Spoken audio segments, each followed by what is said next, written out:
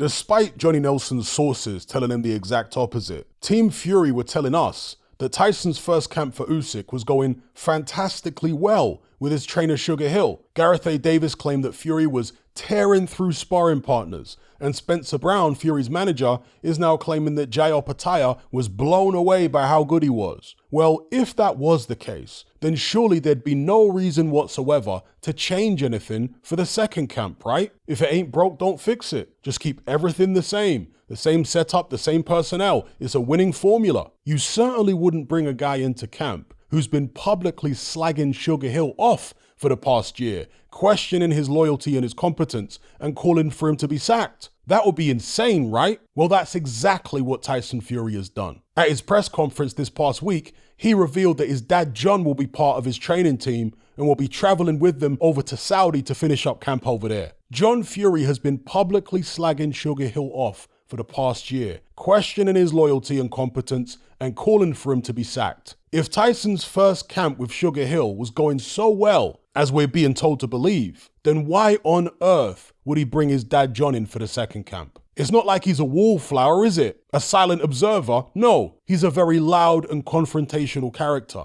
a potentially disruptive force. Bringing him into a harmonious camp makes absolutely no sense whatsoever. Unless that first camp actually wasn't going well at all. If it was going really bad, then perhaps in an act of desperation, Tyson would turn to his dad John as a last resort after all the other avenues have been explored. That would make sense of it. Now, if you've got any better explanation for what's going on here, I'd love to hear it. And don't tell me anything about other boxing dads successfully training their sons, because you're missing the point entirely. The question here is, if the first camp was going so well, then why would Tyson bring in a guy who's been openly hostile towards his trainer Sugar Hill for the second camp? A guy who's going to potentially undermine him. Why would he do that? Make it make sense. If it's not an act of desperation, then give me an alternate explanation that's rational and logical.